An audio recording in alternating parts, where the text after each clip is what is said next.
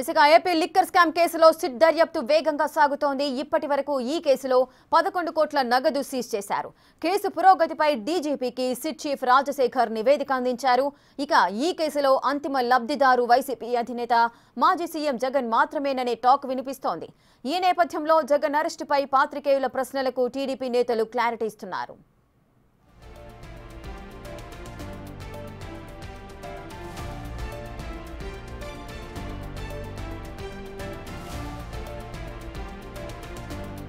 Liquor scam కేసులో SIT దర్యాప్తు ముమ్మరంగా సాగుతోందని, దోషులను వదిలిపెట్టే ప్రసక్తే లేదన్నారు మంత్రి నారా లోకేష్. జగన్ అరెస్టుపై ఓ విలేకరి అడిగిన ప్రశ్నకు చట్టం తన పని తాను చేసుకుపోతుందన్నారు. ఇద్దరు ముగ్గురు గొడవ చేసానికి వెళ్ళినప్పుడు కఠినమైన యాక్షన్ తీసుకున్నాం. We have taken action. FIR is already file. We're going to take action. నంద్యాలలో ఆల్రెడీ ఎఫ్ఐఆర్ ఫైల్ అయిపోయిందండి. మీకు ఇంకా న్యూస్ రాలా? మేము స్పీడ్లో no questions, law and order జోలికి ఎవరు వెళ్ళినా, ఏ పార్టీ వెళ్ళినా మేము ఉపేక్షించాం. ఆల్రెడీ ఎఫ్ఐఆర్ అయిపోయింది. Action will be followed. No second thoughts. చట్టం దాన్ని పని చేసుకుంటూ వెళ్తుందండి. లిక్కర్ స్కామ్ కేసు దర్యాప్తు కొనసాగుతోంది. పలు చోట్ల రైడింగ్స్ జరుగుతున్నాయని తెలిపారు హోంమంత్రి అనిత. జగన్ అరెస్టుపై అడిగిన ప్రశ్నకు చట్టం ముందు అందరూ సమానమేనని, ఎవరైనా అరెస్టు కావాల్సిందేనన్నారు. విషయం ఏంటంటే కేసులు నడుస్తున్నాయి, దర్యాప్తు నడుస్తుంది. కేసులు చెప్తాయి ఎవరు నీతిమంతులు, ఎవరు నెమ్మదస్తులు, ఎవరు నిజాయితీ పరులని కోర్టులు చెప్తాయి. ఎందుకు మనం కంగారు పడాల్సిన అవసరమే ఉంది? జనాల క్యూరియాసిటీ. ఇప్పుడుకొచ్చి బిగ్ బాస్ షోలోనే బిగ్ బాస్ ఎవడో తెలియట్లేదు. ఏముందండి, ఈరోజు దర్యాప్తులో భాగంగా కొన్ని చోట్ల రైడ్లు జరుగుతాయి, కొన్ని దర్యాప్తులో భాగంగా జరుగుతూ ఉంటాయి. అది ఎలా చట్టం తన పని తను చేసుకెళ్ళిపోద్ది అంతే. మన లాస్ట్లో అల్టిమేట్గా ఏం జరిగిందన్న దాని గురించి మాట్లాడుకోవాలంతే.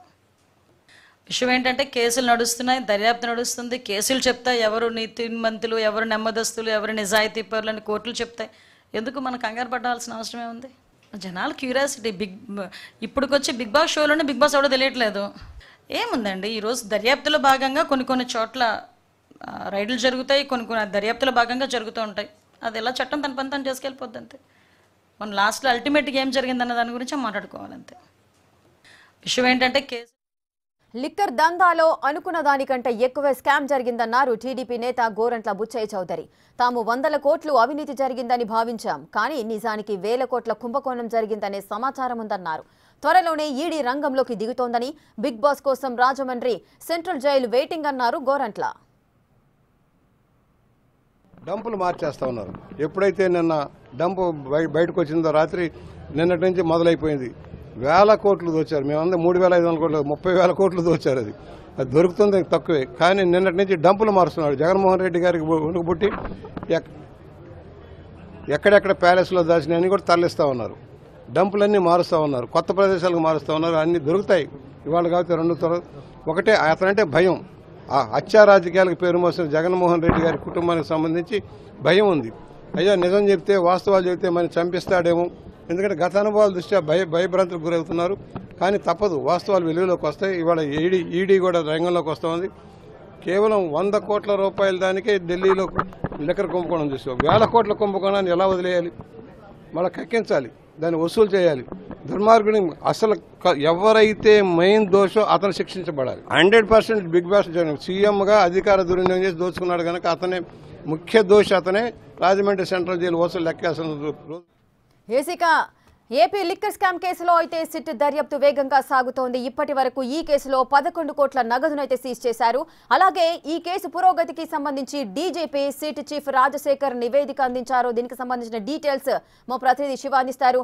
శివ, అసలు ఈ సిట్ దర్యాప్తుకు సంబంధించి ఈ కేసు ఒక కొలికి వచ్చిందనుకోవచ్చా? ఇక లాస్ట్ లబ్ధిదారు మాజీ సీఎం జగన్ అంటున్నారు. ఇది ఎంతవరకు నిజమయ్యే అవకాశాలున్నాయి? రేఖ, మొత్తం మీద చూసుకుంటే సిట్కు సంబంధించి శరవేగంగా దర్యాప్తు చేస్తుంది. ఇప్పటికే ప్రిలిమినరీ ఛార్జ్ షీటు 305 పేజీల ఛార్జ్ షీట్ని దాఖలు చేశారు. పూర్తి స్థాయి ఛార్జ్ షీట్ని మరొక 20-25 రోజుల వ్యవధిలో దాఖలు చేస్తామని చెప్పి సిట్ చీఫ్ రాజశేఖర్ బాబు నిన్న మీడియా చిట్ చాట్లో చెప్పారు. ఇక ఇక ఈ కేసుకు సంబంధించి మొదటి నుంచి కూడా కసిరెడ్డి రాజశేఖర రెడ్డి కర్త కర్మ క్రియ అని చెప్పి తెలిసిన పరిస్థితి కనిపించింది. ఆయన అనుచరులు, ఆయన మిత్రులు, ఆయన బంధుగణం, ఆయన సోదరగణం, అలాగే ఆయన అనుమయుల దగ్గర నుంచి కూడా రకరకాలుగా ఈ కేసులో 48 మంది నిందితుల జాబితా చేరిన పరిస్థితి కనిపిస్తోంది. దీంట్లో చాణిక్య కావచ్చు, వరుణ్ తేజ్ కావచ్చు, లేకపోతే వరుణ్ పురుషోత్తం కావచ్చు, బెహ్రాన్ కావచ్చు, ఇట్లా రకరకాల వ్యక్తులు ఆయన అనుచరులుగా ఉన్నారు. దీంట్లో చెవిరెడ్డి భాస్కర్ రెడ్డి ప్రధాన అనుచరులు భాస్కర్ నాయుడు కావచ్చు, ఇట్లాంటి వెంకటేష్ కావచ్చు, ఇట్లా వీరంతా కూడా కీలకమైన పాత్ర పోషించారు. ఇక హైదరాబాద్లో మొత్తం 7 చోట్ల నగదు నిల్వ చేసినట్లు కూడా సిట్ అధికారులు గుర్తించారు. ఇప్పటికే ఒక చోట మాత్రమే 11 కోట్ల నగదుని 12 బాక్సులో సీజ్ చేశారు. మిగిలిన వాటి కోసం కూడా గాలింపు చర్యలు కొనసాగుతున్నాయి. ఇక ఈ అంశానికి సంబంధించి టీడీపీకి సంబంధించిన జాతీయ ప్రధాన కార్యదర్శి కావచ్చు, లేకపోతే మంత్రి చంద్రబాబు తనయుడు మంత్రి నారా లోకేష్ కీలకమైన వ్యాఖ్యలు చేశారు. చట్టం ముందు అందరూ సమానమే, చట్టం తన పని తాను చేసుకుపోతుంది, దీంట్లో జగనే మినహాయింపు కాదు. లిక్కర్స్ కేసుకు సంబంధించి నగదు అక్రమాలు ఒక ఎత్తు అయితే వందలాది మంది ప్రాణాలని కోల్పోయిన ఘటనలో జగన్ ప్రభుత్వం కర్త కర్మక్రియ వ్యవహరించింది. దీనిపై సమగ్రమైన దర్యాప్తు కొనసాగిస్తున్నాము, చట్టం ముందు ఎవరు తప్పించుకోలేరు, తన పని తాను చేసుకుపోతుందని చెప్పి లోకేష్ కీలకమైన వ్యాఖ్యలు చేశారు. ఇక ఇదే అంశానికి సంబంధించి హోంమంత్రి అనిత కూడా విచారణ కొనసాగుతూ ఉంది.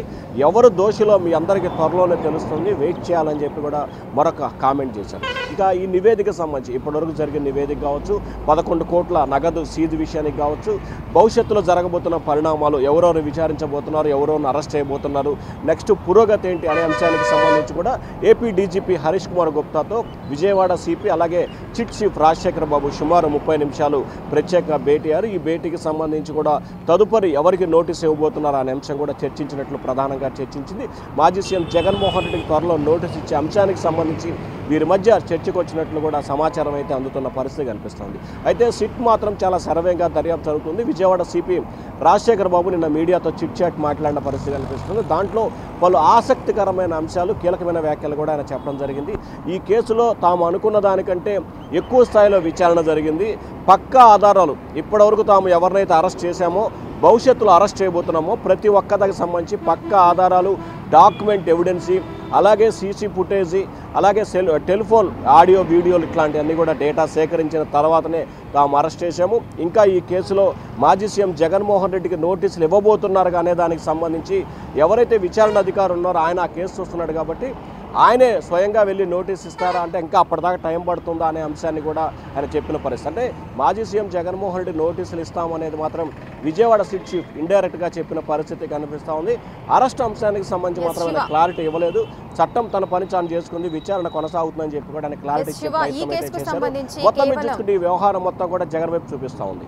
ఈ కేసుకు సంబంధించి ఇప్పటివరకు అయితే 11 కోట్ల నగదును అయితే సీజ్ చేశారు. ఇంకా 7 చోట్ల సర్చ్ చేసే అవకాశాలు ఉన్నాయని చెప్తున్నారు. అంటే కేవలం 100 కోట్లలో మాత్రమే స్కామ్ జరిగింది అనుకున్నాం, కానీ ఇది 1000 కోట్లలో స్కామ్ జరిగింది అని తెలుస్తోంది అని కూడా కొంతమంది అంటున్నారు. సో దీనికి సంబంధించి ఇంకా నగదు బయటకు వచ్చే అవకాశాలు ఎంత మేరకు ఉన్నాయంటారు? ఇప్పటికే మొత్తం 3,500 కోట్ల రూపాయలకు సంబంధించి స్కామ్ జరిగింది. దీంట్లో దాదాపుగా రియల్ ఎస్టేటు, సినిమాలు, బంగారానికి సంబంధించి 1000 కోట్ల రూపాయలకు సంబంధించి కూడా ఇప్పటికే ఖర్చు అయిపోయింది కానీ సిట్ ప్రాథమికంగా అభిప్రాయం వ్యక్తం చేసింది. ఇక మిగిలిన 2,500 కోట్లకు సంబంధించి కూడా దాదాపుగా 300 కోట్ల రూపాయల నగదుని గత ఎన్నికల్లో వైఎస్ఆర్సీపీ అభ్యర్థులకి పంపిణీ చేసిన పరిస్థితి కనిపించింది. ఇక 2,200 సంబంధించిన నగదు ఎక్కడికి వెళ్ళింది అనే ఆచూకీని కనిపెట్టే ప్రయత్నం సిట్ అధికారులు చేస్తున్నారు. దానిలో భాగంగానే నిన్న 11 కోట్ల రూపాయల నగదు దొరికినట్టు తెలుస్తోంది. ఇంకా హైదరాబాద్, బెంగళూరు, అలాగే దుబాయ్ లాంటి ప్రాంతాల్లో నగదుని డంపు చేసినట్లు అధికారులు గుర్తించారు. దీనికి సంబంధించి గాలింపు చర్యలు కొనసాగుతున్నాయి. తాజాగా ఈ కేసుకు సంబంధించి కూడా బాంబేకి సంబంధించిన లింకులు కూడా ఉన్నట్లు ఒక అంశం వెలుగులోకి రావడం జరిగింది. దానికి సంబంధించి కూడా అధికారులు కూపీలాగే ప్రయత్నం అయితే చేస్తా ఉన్నారు. Rekha, right, thank you Siva, thanks for the live details.